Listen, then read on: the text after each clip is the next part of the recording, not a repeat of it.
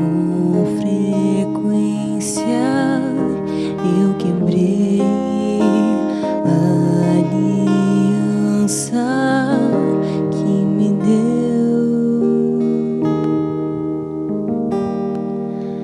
e mais uma vez eu estou aqui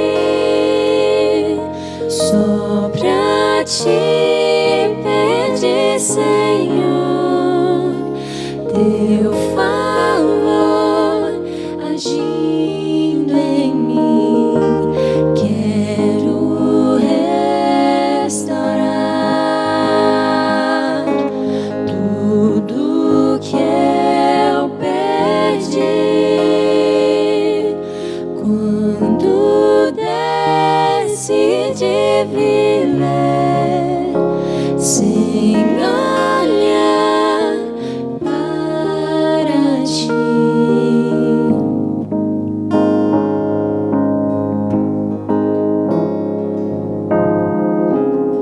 A tua lei é um presente da tua graça para mim. Obedecer me garante uma vida mais feliz, mas sou tão humano, fraco sou. Sei que é impossível viver sem teu amor.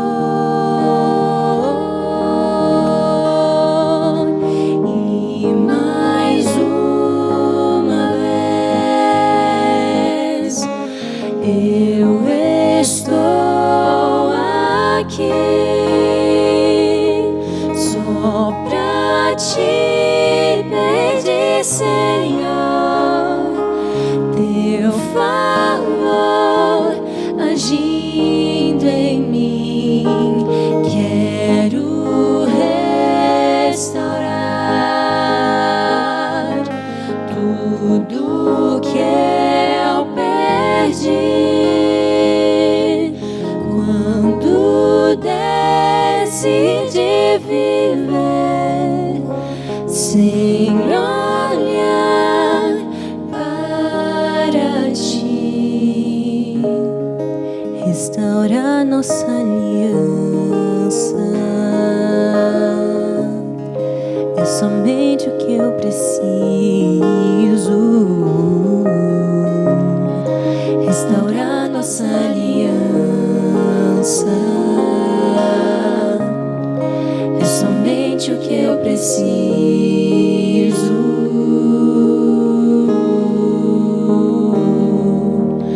E mais uma vez eu estou aqui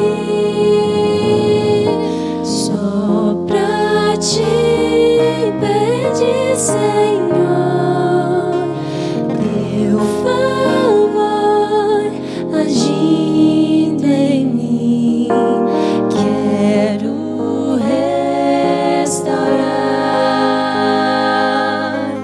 tudo que eu perdi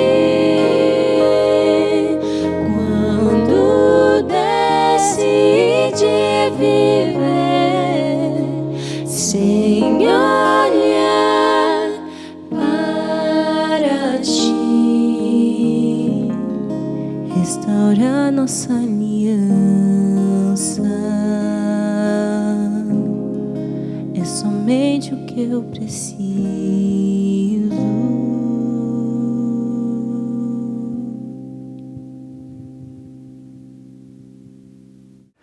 Boa noite, tudo bem? Que bom que você aceitou o convite de estar com a gente mais essa noite, mais um episódio da série Essencial. Já estamos no terceiro, hein? Estamos falando sobre o que não pode ficar de fora da sua vida, o que você não pode esquecer, não pode deixar para trás na sua caminhada espiritual, na sua caminhada ao lado de Cristo Jesus. Que bom que você aceitou o convite e eu peço agora que você envie esse convite para outras pessoas. É só clicar aí em compartilhar para chamar seus amigos, alguns outros familiares, pessoas de outros lugares, para se unirem a essa grande família da Igreja do Riacho, que cada vez aumenta mais. Hoje nós vamos falar sobre uma palavra muito importante também. A palavra é dependência. Se você lembra, se você assistiu aos outros episódios, você lembra que nós falamos sobre compromisso, falamos sobre atitude, e hoje a nossa palavra é essa, dependência. Vamos à Bíblia? Eu quero convidar você a abrir a palavra de Deus no livro de João, o Evangelho de João, capítulo 18. Nós vamos ler os primeiros versos deste importante capítulo. Se você tem a sua Bíblia aí, ou o aplicativo no seu smartphone, acompanhe comigo a leitura.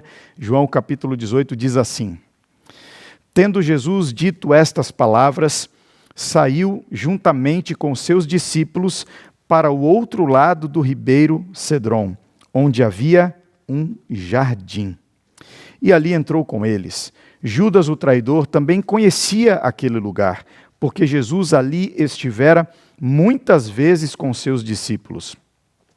Tendo, pois, Judas recebido, grava esta palavra, a escolta, e dos principais sacerdotes e dos fariseus, alguns guardas, chegou a este lugar com lanternas, tochas e armas. Sabendo, pois, Jesus todas as coisas que sobre ele haviam de vir, adiantou-se e perguntou-lhes: A quem buscais? Responderam-lhe: A Jesus, o Nazareno. Então Jesus lhes disse: Sou eu. Ora, Judas o traidor estava também com eles. Mas quando Jesus lhes disse, sou eu, recuaram e caíram por terra. Esse é um texto conhecido, faz parte dos últimos momentos antes da cruz. Últimos momentos antes de Jesus ser preso, ser injustamente colocado diante de autoridades, ter sido condenado e finalmente crucificado. Aqui Jesus está num lugar especial. A Bíblia diz, ele está num jardim.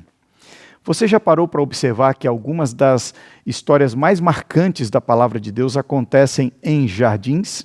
Eu poderia dizer uma série delas, mas eu gosto de começar pelo começo. Já observou que quando Deus criou a humanidade, quando criou Adão e Eva, ele não colocou a humanidade para viver numa igreja, não colocou a humanidade para viver num palácio, numa mansão, num prédio, num edifício. Deus escolheu colocar Adão e Eva para viverem num jardim. Um jardim é um lugar especial. E eu fico pensando no Éden, esse primeiro jardim. Aliás, alguns até dizem que o Éden não foi o primeiro jardim, ele foi o único jardim que existiu. Tudo que você pode ver nesse planeta, todas as paisagens mais lindas, os jardins mais belos que você pode encontrar por aí, alguns argumentam, esses são só cópias, são miragens, são rabiscos distantes do que foi o único e verdadeiro jardim, o jardim do Éden. Imagina quando Deus foi criar esse jardim? Eu fico pensando em Deus escolhendo as cores, inventando as cores. Penso em Deus escolhendo os aromas, escolhendo as posições, onde cada coisa iria ficar naquele lugar. Tinha que ser o lugar perfeito, o ambiente perfeito para a humanidade começar a escrever a sua história. Mas, se você ler os primeiros capítulos do livro do Gênesis, você vai perceber que havia um inimigo no enredo. Satanás, ele um dia entrou pelas portas dos fundos do jardim, se posicionou estrategicamente numa das árvores e ali, naquela árvore, acontece um diálogo muito importante. Aliás, esse diálogo definiu a história da humanidade. Você deve lembrar, o diálogo entre a serpente, Satanás, e Eva, a mulher. Você lembra dessa conversa? Está lá no começo do Gênesis. Eu vou parafrasear mais ou menos o que está escrito ali, no capítulo 3. Satanás pergunta para Eva assim, ô Eva, é verdade que Deus disse que vocês não podem comer de nenhum fruto, de nenhuma árvore aqui desse jardim? E Eva não concorda, ela diz: isso não é verdade. Deus disse que nós podemos comer livremente dos frutos das árvores aqui desse jardim, exceto dessa árvore aí onde você está. A serpente começa a propor uma ideia diferente daquela que Deus havia proposto. Eva disse: Deus não permite que a gente coma desse fruto, porque se alguém comer, vai morrer. A serpente não concorda e diz: pode comer, porque não morre não. Não sei se você já parou para pensar no que está por trás das palavras desta conversa. Eu queria te chamar a atenção para alguns detalhes deste diálogo. Não sei se você já parou para observar, mas Satanás está aqui oferecendo para Eva algo que não é dele. Ele não é o dono do jardim, ele não é o dono da árvore, ele não é o dono do fruto, ele não é dono de nada ali. E eu aprendi com os meus pais, ainda bem pequeno, que quem oferece para uma pessoa algo que não lhe pertence, esse é um trapaceiro, é um mentiroso, é um ladrão.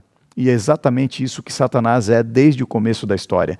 Ele está oferecendo para Eva algo que não lhe pertence. É uma mentira. Agora me diga se não é isso que ele continua fazendo hoje, em 2020.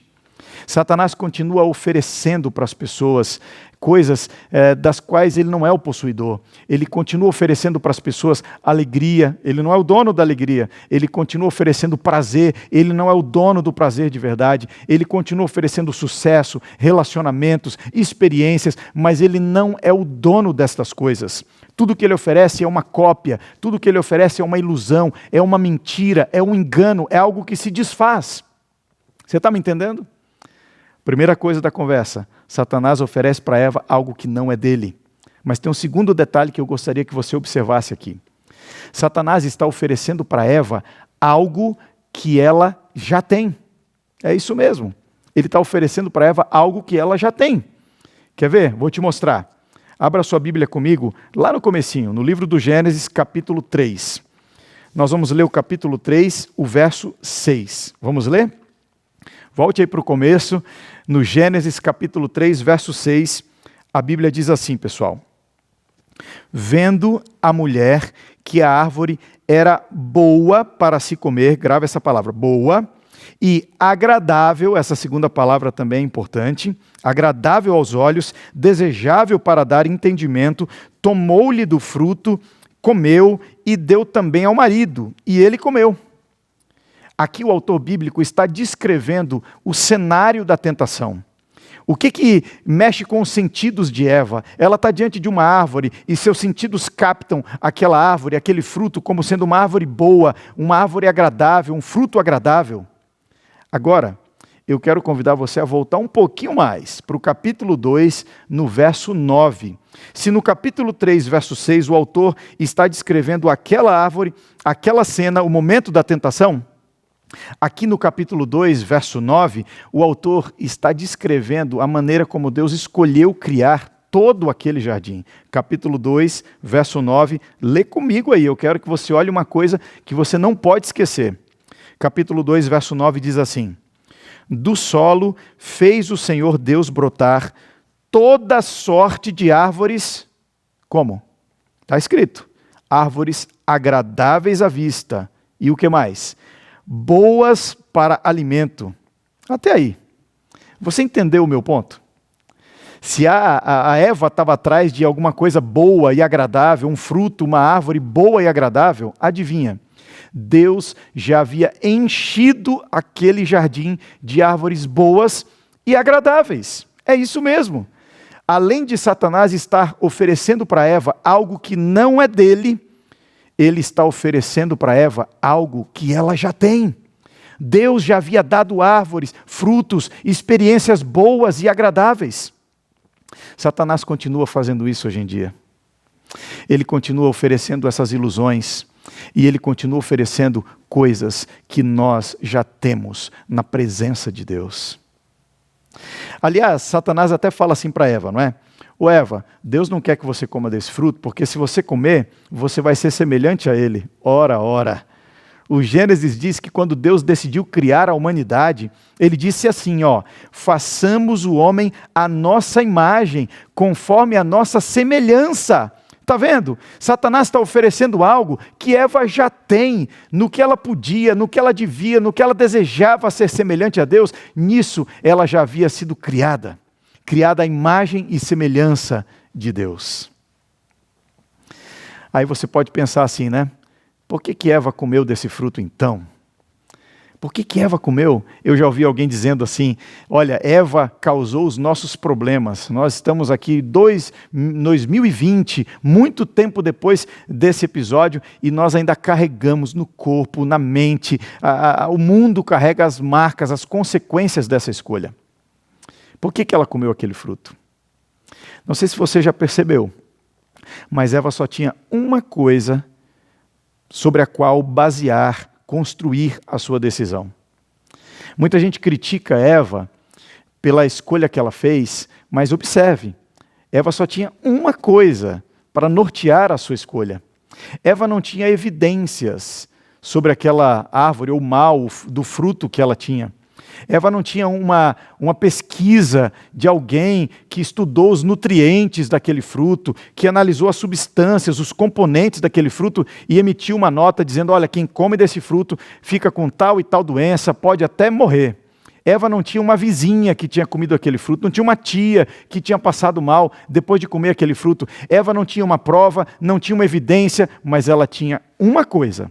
Sabe o quê? Deus falou. Hoje trabalho com jovens aqui da região do ABCD Paulista e da Baixada Santista.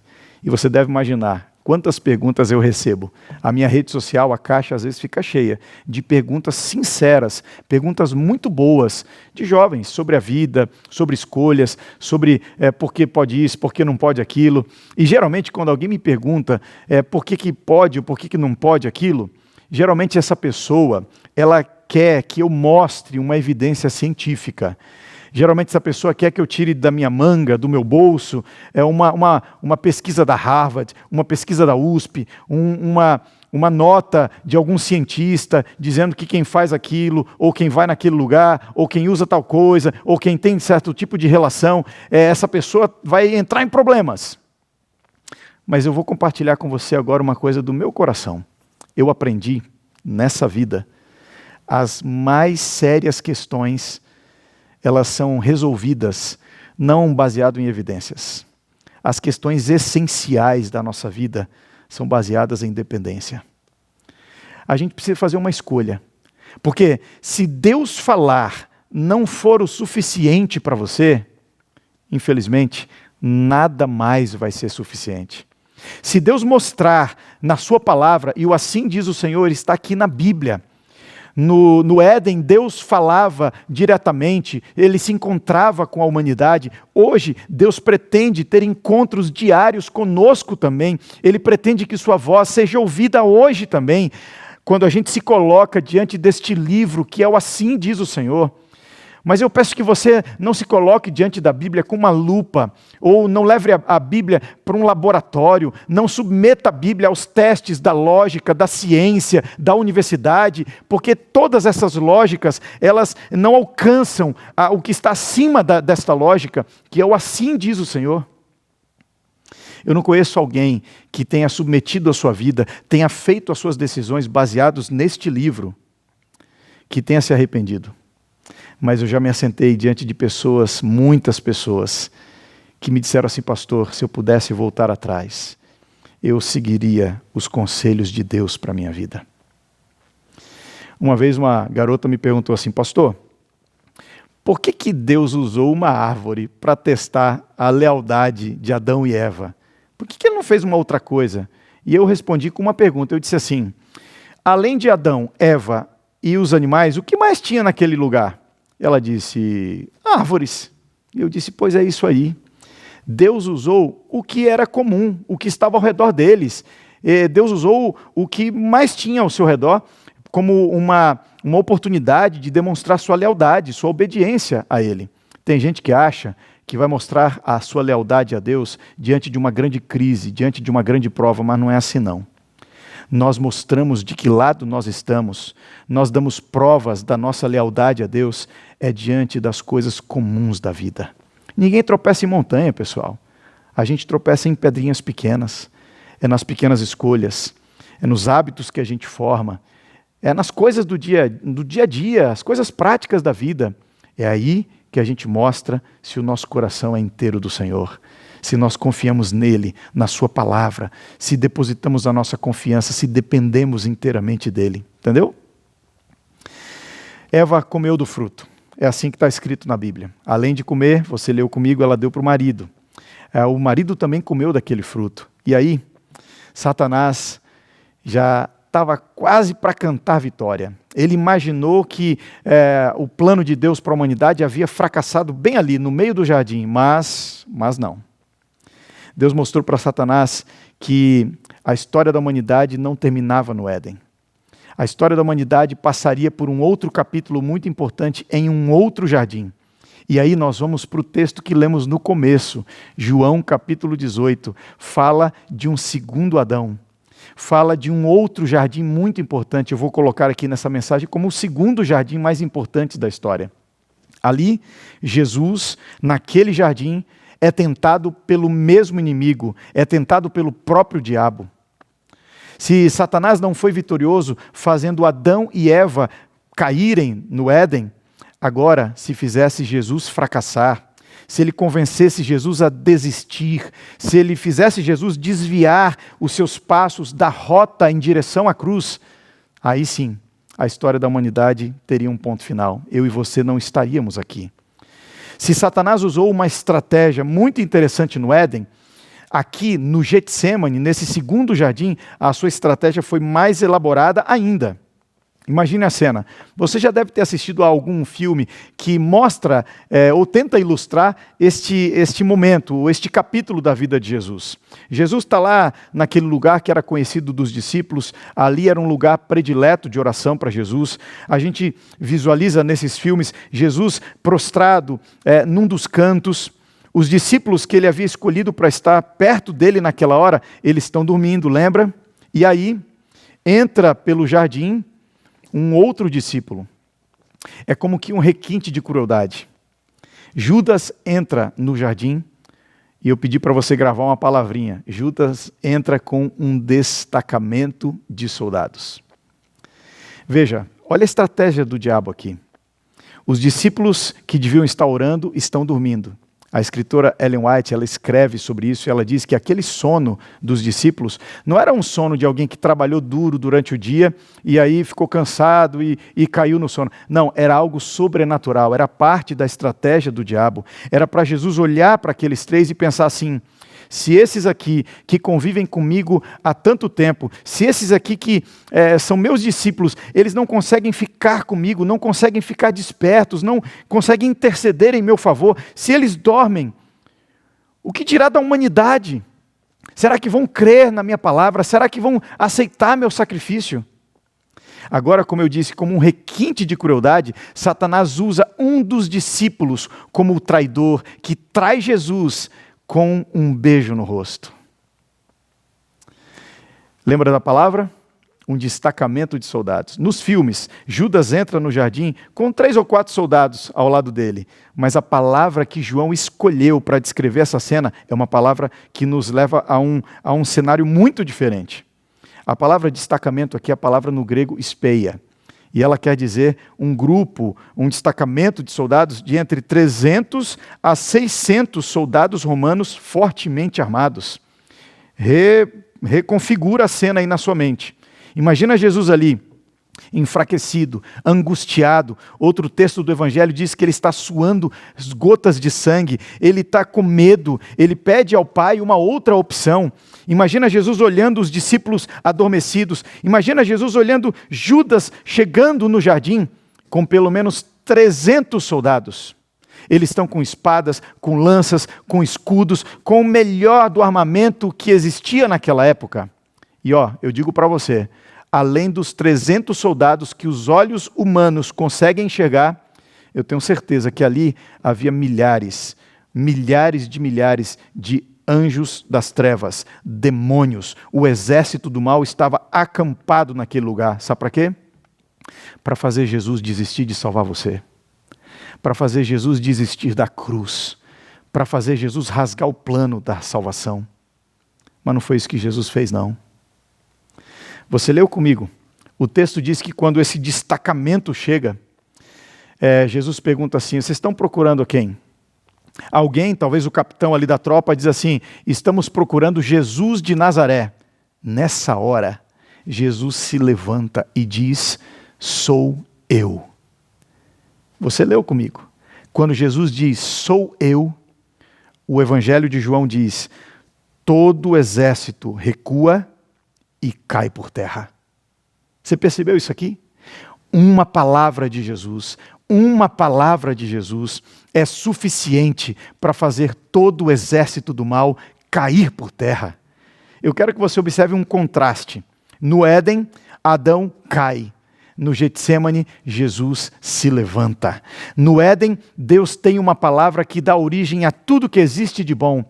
No Getsemane, Deus tem uma palavra que destrói tudo que existe de mal, porque uma palavra de Jesus é suficiente para fazer todo o exército do mal cair por terra. Amém?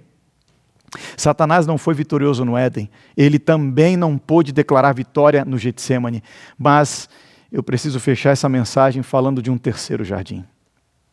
Se o inimigo das nossas almas não teve vitória nesses dois primeiros, existe um terceiro jardim, um terceiro lugar onde ele tem fincado sua bandeira muitas vezes. Um terceiro jardim onde ele tem declarado vitória. Esse terceiro jardim é o seu coração, é o meu coração, é a nossa vida. Olha, eu queria que você soubesse que se Deus preparou com todo carinho o jardim do Éden, se ele escolheu cores, se ele escolheu aromas, se ele escolheu as posições, se ele preparou com todo zelo aquele lugar, muito mais carinho, zelo, amor Deus teve quando criou você. Deus tem um plano para a sua vida. Você é a coisa mais importante que Deus tem nesse planeta. Ele já proveu tudo que era necessário para a sua vida plena nesta terra, mas principalmente para que a sua vida vire vida eterna na presença dEle. Mas o inimigo continua tentando nos cercar. O inimigo continua chamando os seus destacamentos de soldados. Eu tinha uma ovelha, uma irmã que eu pastoreava, que ela me dizia assim: pastor, parece que eu nunca tenho paz. Quando as coisas estão bem no meu trabalho, aí tem um problema com um filho meu. Se está tudo bem com os meus garotos, aí o casamento parece que desequilibra. Se está tudo bem no casamento, aí alguma coisa na minha saúde que acontece. Pastor, eu nunca tenho paz. Será que eu nunca vou ter paz nessa terra? Será que Satanás não vai me deixar em paz? Olha, eu disse para ela, Satanás não venceu no Éden. Satanás não venceu no Getsemane. Mas ele vai ficar muito feliz se ele vencer no seu coração. Ele vai usar suas estratégias, ele vai tentar achar um ponto fraco, ele vai tentar achar uma porta aberta, ele vai querer entrar. E eu fico pensando comigo mesmo, cada vez que a gente recebe uma notícia de uma tragédia, é Satanás pisando uma flor do jardim que Deus plantou para a nossa vida. Cada vez que um casamento se quebra, é Satanás jogando sujeira dentro do jardim que Deus planejou para a nossa vida. Cada vez que a gente sepulta alguém muito querido para nós, é Ele tentando fincar uma bandeira, é Ele tentando tirar a beleza, é Ele tentando declarar vitória no jardim da nossa vida. Mas hoje, em nome de Jesus, eu quero te fazer um convite. O segredo da vitória nesse terceiro jardim, a gente encontra no Getsemane. O segredo é ter Jesus no centro. É ter Jesus no centro. Eu queria te dar algumas sugestões para essa nova semana. Para essa nova semana, você pode estar se sentindo cercado pelas estratégias do mal, você pode estar sentindo o seu coração sem paz, você pode estar com medo de alguma decisão que tem para tomar, você pode estar aflito por alguma situação da vida, você pode estar enfrentando doença, eu não sei qual é o problema, eu não sei qual é a estratégia que o diabo está tentando usar para declarar vitória no seu coração. Mas em nome de Jesus, eu quero te dar 3 sugestões. 3 sugestões. Primeira, eu quero desafiar você nessa nova semana, todos os dias, abrir as páginas deste livro. Porque quando a gente abre as páginas da Bíblia, a gente está abrindo uma porta para Jesus entrar e ocupar o centro do jardim da nossa vida, do nosso coração. A segunda sugestão que eu quero te dar, eu quero desafiar você nessa semana a separar tempo de qualidade para se curvar diante de Deus em oração, para falar com Deus. Pode ser no trânsito, pode ser enquanto você lava a louça, eu faço isso também. Pode ser enquanto você está numa atividade de trabalho, pode ser nos seus momentos, no começo do dia, talvez na madrugada, no final da noite. Mas eu quero desafiar você a abrir esta outra porta. Quando um filho de Deus se curva na presença do Deus do universo, quando um filho de Deus se prostra, Jesus se levanta. Abra a porta do seu coração. E a terceira sugestão que eu quero te dar é que você permaneça conectado com essa família espiritual que você tem. Eu sei que a gente vive um tempo diferente. A igreja não está aberta e funcionando na maneira usual dos meses antes dessa pandemia. Eu sei que a gente tem encontros aqui neste templo. Não são como eram antes, mas não deixe que este tempo, que as coisas desta nova rotina levem você para longe da conexão com esta família de Deus. Permaneça conectado com Deus através da palavra e da oração, mas permaneça conectado com a família de fé. Você aceita o desafio? Eu quero fazer uma oração por você. Que nessa próxima semana, nesses próximos dias, você coloque a sua vida, a sua confiança inteiramente em Deus. Tome decisões baseadas no assim diz o Senhor e caminhe feliz, com a certeza de que Jesus está no centro do jardim da sua vida. Vamos orar? Querido Pai, muito obrigado porque um dia o céu tocou a terra em forma de cruz. Muito obrigado porque Jesus não desviou seus passos da rota da cruz do Calvário. Muito obrigado porque a força de Jesus é a nossa força. Muito obrigado, Senhor, porque Jesus deseja estar no centro da nossa vida e quando Ele ocupa este lugar central na nossa existência, o exército do mal, ele recua e cai por terra. Eu peço a Tua bênção, Pai, a Tua mão que abençoa, a Tua mão que restaura, a Tua mão que abre caminhos, que essa Tua mão se estenda e alcance cada um dos Teus filhos que estão conectados agora através desta mensagem. Que todos recebam a bênção da providência, a bênção do discernimento espiritual, a bênção da coragem diante da tentação, a bênção da saúde. Pai, abençoa-nos e usa-nos para a Tua glória. Que nesses próximos dias caminhemos de mãos dadas com Cristo Jesus, dependendo dEle, confiando nele, vivendo para Ele. Pois é em nome dEle, Jesus Cristo, que nós oramos. Amém. Que bom que você ficou aí até agora. Eu quero que você tenha uma ótima semana e não esqueça, no domingo que vem nós temos mais um encontro, o 4º episódio da nossa série Essencial. Até lá.